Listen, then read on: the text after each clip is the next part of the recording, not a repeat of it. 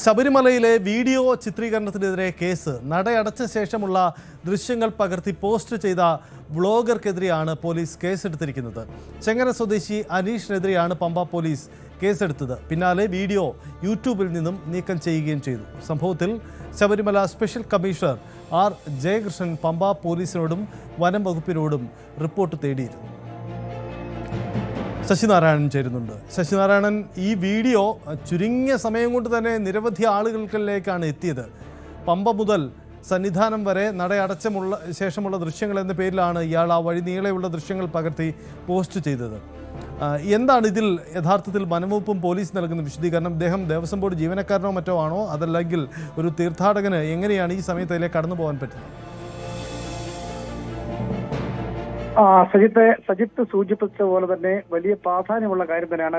നമുക്കറിയാം, ശബരിമലയും പമ്പ, നീലിമല, അതുപോലെ തന്നെ പമ്പ, നിലയ്ക്കൽ തുടങ്ങിയ സന്നിധാനം അടക്കമുള്ള മേഖലകൾ അതീവ സുരക്ഷാ മേഖല എന്ന നിലയ്ക്കാണ് കാണുന്നത്. കാരണം കഴിഞ്ഞ ദിവസം വ്യോമസേനയുടെ ഹെലികോപ്റ്റർ വന്നപ്പോൾ തന്നെ വലിയ വിവാദമുണ്ടായ ഒരു കാര്യമാണ്. അതുകൊണ്ട് തന്നെയാണ് ഈ ശബരിമല സന്നിധാനത്ത് ഉള്ള ഈ ഫോട്ടോ എടുപ്പും വീഡിയോ എടുപ്പും ഒക്കെ തടഞ്ഞിട്ടുണ്ട്. അത് പാലിക്കാതെ, കർശനമായി അത് പാലിക്കാതെ വ്ളോഗർ, അതായത് പമ്പ ഗണപതി ക്ഷേത്രം മുതൽ സന്നിധാനത്തെത്തി കൊടിമരവും 18-ാം പടി വരെ ഷൂട്ട് ചെയ്തതിനു ശേഷം അത് യൂട്യൂബിൽ അപ്ലോഡ് ചെയ്തു.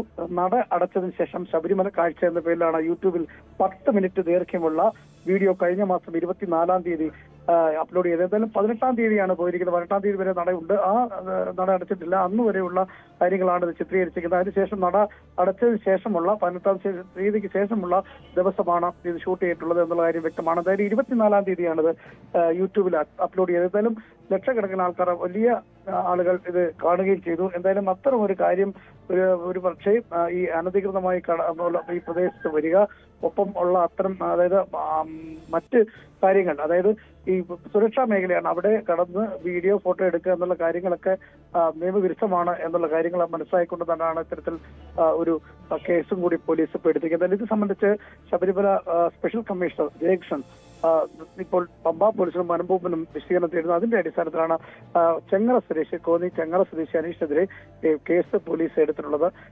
എന്തായാലും അതിനുശേഷം ഈ യൂട്യൂബിൽ നിന്നും ഈ വീഡിയോ ദൃശ്യങ്ങൾ നീക്കം ചെയ്യുകയും ചെയ്തിട്ടുണ്ട്.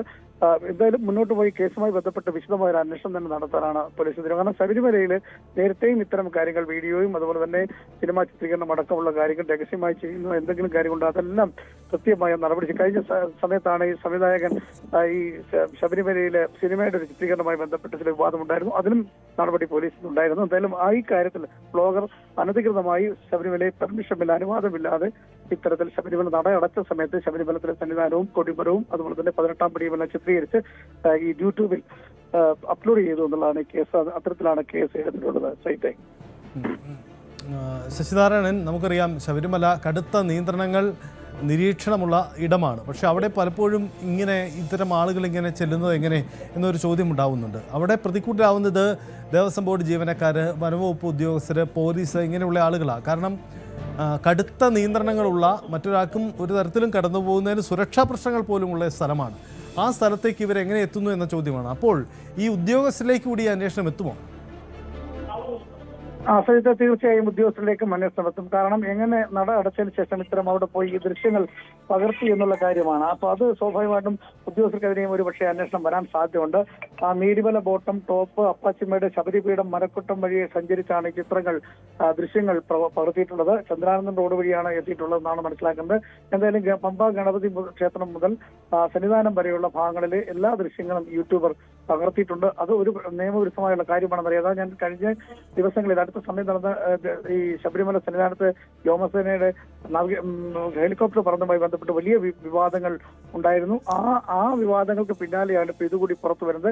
സന്നിധാനവും അതുപോലെ നിലയ്ക്കൽ, പമ്പ തുടങ്ങിയ മേഖലകളിൽ ഇത്തരം ദൃശ്യങ്ങൾ പകർത്തുന്ന നിയന്ത്രണമുണ്ട്. അത് സുരക്ഷാ മേഖലയായിട്ടാണ് കരുതപ്പെടുന്നത്. അതായത് യാതൊരു തരത്തിലുള്ള ഈ വീഡിയോ ദൃശ്യീകരണം, അതേപോലെ ഫോട്ടോ എടുക്കുക, ഡ്രോണുകൾ പറത്തുക എന്നതിനൊക്കെ കടുത്ത നിയന്ത്രണമുള്ള പ്രദേശം കൂടിയാണ്. ആ സ്ഥലത്താണ് ഇത്തരത്തിൽ ഈ വ്ളോഗർ എങ്ങനെ എത്തി. ഈ പമ്പയിലും പോലീസുണ്ട്, സന്നിധാനത്തും പോലീസുണ്ട്. ആ പോലീസിന്റെ കണ്ണുപറ്റി വ്ളോഗർ അവിടെ വന്ന് ഇത്തരം ദൃശ്യങ്ങൾ എടുത്ത് യൂട്യൂബിൽ അപ്ലോഡ് ചെയ്യാനുള്ള കാരണമുണ്ട്. ഇക്കാര്യങ്ങളെല്ലാം കൃത്യമായി പരിശോധിക്കും. അതിനുവേണ്ടി ഒരു അന്വേഷണം ഉണ്ടാവും. അത് സുരക്ഷാ വീഴ്ച എന്ന നിലയ്ക്ക്, ഉദ്യോഗസ്ഥരുടെ ഒരു സുരക്ഷാ വീഴ്ച എന്ന നിലയ്ക്കാണ് കാണുന്നത്. അതായത് നടയടച്ചതിന് ശേഷം സന്നിധാനത്തിലുള്ള കൊടിമരത്തിന്റെ അവിടെയും 18-ാം പടി അടക്കമുള്ള ദൃശ്യങ്ങളാണ് യൂട്യൂബിൽ അപ്ലോഡ് ചെയ്തിട്ടുള്ളത്. അത് കൃത്യമായി അത് എങ്ങനെ സംഭവിച്ചു എന്നുള്ള കാര്യത്തെക്കുറിച്ച് കൃത്യമായ ഒരു അന്വേഷണം ഉണ്ടാവും എന്നുള്ളതാണ് നോക്കുകയാണ്. അത് സംബന്ധിച്ചൊരു അന്വേഷണം ഉണ്ടാവും. തുടർച്ചയായി ഇത്തരത്തിൽ സിനിമാ സംബന്ധം കഴിഞ്ഞ തവണ ഇതുപോലെ സമാനമായ രീതിയിൽ സിനിമാ ചിത്രീകരണം നടത്തിയെന്നുള്ള പേരിൽ സംവിധായകന്റെ പേര് കേസെടുത്തിരുന്നു. പിന്നീട് അതിന്റെ നടപടിയിലേക്ക് പോകുന്നു. അത്തരം കാര്യങ്ങൾ തുടർച്ചയായി ഉണ്ടാവുന്നത് ഉദ്യോഗസ്ഥരുടെ വീഴ്ച എന്നൊക്കെയാണ് വിലയിരുത്തപ്പെടുന്നത്. എന്തായാലും വരും ദിവസങ്ങളിൽ അത് സംബന്ധിച്ച് വിശദമായ ഒരു അന്വേഷണം ഉണ്ടാകുമെന്ന കാര്യത്തിൽ തർക്കമല്ല സൈത്തെ. യെസ്, അതാണ് ശശിധരൻ സൂചിപ്പിച്ചതാണ് സാഹചര്യം. അതീവ സുരക്ഷാ മേഖലയിൽ എങ്ങനെ ഇങ്ങനെ ഒരു വ്യക്തി കടന്നു കഴിയാൻ ചെയ്യുന്നു എന്നതാണ് ഒരു പ്രധാനപ്പെട്ട ചോദ്യം. മറ്റൊന്നുകൂടി 18-ാം പടിയുടെ തൊട്ടടുത്തും നടപ്പന്തലടക്കമുള്ള ഇടങ്ങൾ ഇദ്ദേഹം വീഡിയോയിൽ ചിത്രീകരിച്ചിട്ടുണ്ട്. അത് ദേവസ്വം ഉദ്യോഗസ്ഥരുടെ ഒന്നും കണ്ണിൽപ്പെടാതെ എങ്ങനെ ചിത്രീകരിച്ചു, ആരുടെ പിന്തുണ കിട്ടി, അങ്ങനെ വലിയ ചോദ്യങ്ങളുണ്ട്. എന്തായാലും സ്പെഷ്യൽ കമ്മീഷണറുടെ ഇടപെടലിൽ ഇപ്പോൾ അന്വേഷണം ആരംഭിച്ചു. കൂടുതൽ വാർത്തകൾക്ക് news 18 Keralam YouTube channel subscribe ചെയ്യുക.